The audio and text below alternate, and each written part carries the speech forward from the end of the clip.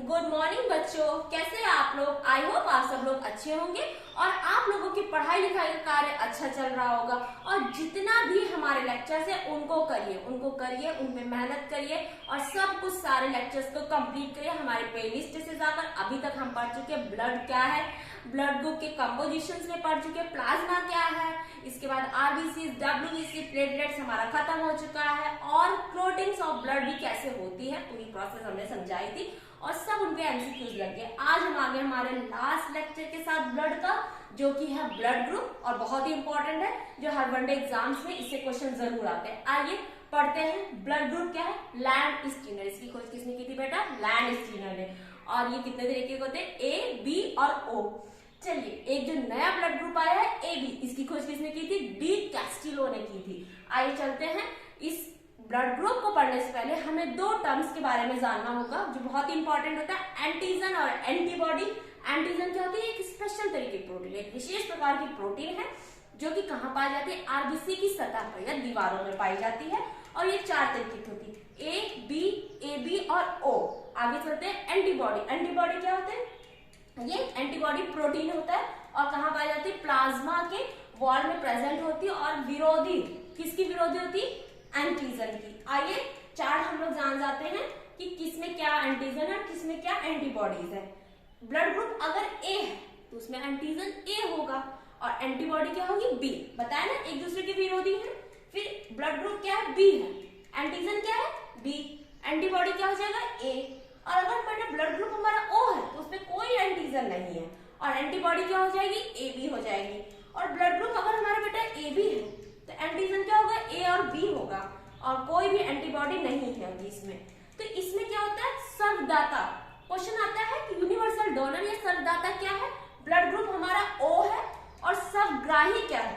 Blood group A B है। ठीक है बेटा, चलिए आगे जान जाते हैं कि ब्लड ग्रुप कैसे हम लोग जानते हैं कि कैसे हमारी बॉडी में ब्लड ग्रुप होता है। अगर बेटा एक छोटा सा एग्जांपल हमने लिया, अगर फादर का ब्लड ग्रुप ए है, ठीक है, और मदर का ब्लड ग्रुप बी है, तो जब हमने इसको क्रॉस करवाया, देखिए ए ओ रहेगा रेसेसिव में और बी क्या है? उसके साथ रहेगा। ठीक, जब हमने क्रॉस कराया तो हमें चार तरीके के ब्लड ग्रुप मिले, ए बी, ए और बी, है ना, चार मिले, A B, B O, A O and B O. ठीक, तो हमारा ब्लड ग्रुप प्रोजनी मतलब कि बच्चों में कौन से आ सकते हैं? ए बी आ सकता है, ए और बी। इसी तरह हम ब्लड ग्रुप की खोज करते हैं और ये क्या है? मेंडल्स का पुनेट चार्ट है, उसके द्वारा हम इसकी खोज करते हैं कि कैसे जानते हैं कि ब्लड ग्रुप आता है। चलिए, अगर एक क्वेश्चन और बेटा दूसरा है कि कोई आदमी है उसमें ब्लड ग्रुप ए है और कोई बी है उसमें ब्लड ग्रुप क्या है? बी है। अगर ए ने बी को ब्लड दे दिया तो क्या होगा? देखिए, अगर ए है तो उसका एंटीजन ए हुआ, एंटीबॉडी क्या हुआ? बी। और अगर जो ब्लड ग्रुप बी है तो उसका एंटीजन बी हुआ, एंटीबॉडी होगी ए। तो देखिए एंटीजन और एंटीबॉडी आ गए लेकिन ये तो विरोधी है, तो यहाँ पर क्या हो जाएगा? ब्लड वहीं पर कोगुलेट मतलब कि जम जाएगा और डेथ हो जाएगी बी की। ठीक है, ये इंपॉर्टेंट क्वेश्चन है, आता है। ठीक है, आगे चलते हैं। आरएच फैक्टर, ये भी बहुत इंपॉर्टेंट है, इसकी भी खोज लैंडस्टीनर ने की थी। रेसेस मंकी कहाँ से लिया गया था? रेसेस मंकी, ये बहुत इंपॉर्टेंट है, सब वनडे एग्जाम में आता है। आरएच फैक्टर कहाँ से लिया गया? रेसेस मंकी से लिया गया।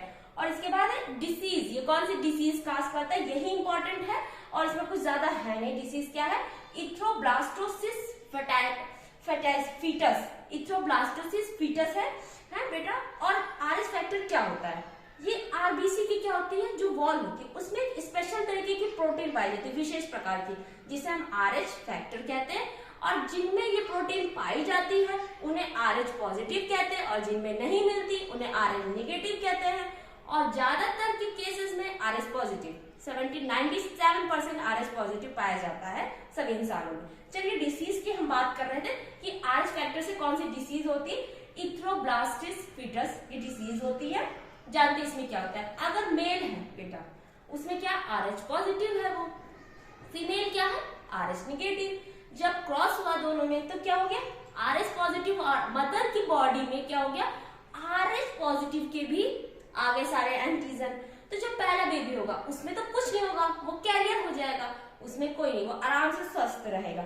लेकिन क्या हो गया? अब जब दूसरा चांस आया तो क्या हुआ? मदर की बॉडी में पहले से आरएच पॉजिटिव है और अब बेबी आ गया, उसकी बॉडी में फिर से आरएच पॉजिटिव, उनकी संख्या बढ़ गई, जिसके कारण क्या हो गया, आरएस पॉजिटिव तोड़ने लगा। आरबीसी को तोड़ते तोड़ते क्या होगी, इतना ब्लड की कमी हो गई जिससे उसे एनीमिया और उसकी बेबी की डेथ हो गई। तो ये डिसीज होती है। पहले में तो कुछ नहीं, पर सेकेंड बेबी में उसकी डेथ हो जाती इस डिसीज से। तो ये खोज की थी लैंड स्टिंगर ने। ठीक है बेटा, ये इंपॉर्टेंट है कि आरएस फैक्टर से कौन सी डिसीज होती है। तो अगर आपको हमारा चैनल अच्छा लग रहा हो, हमारे सारे लेक्चर्स आपको इंपॉर्टेंट लग रहे हैं, तो हमारे चैनल को लाइक शेयर सब्सक्राइब करें to SB classes. Thank you.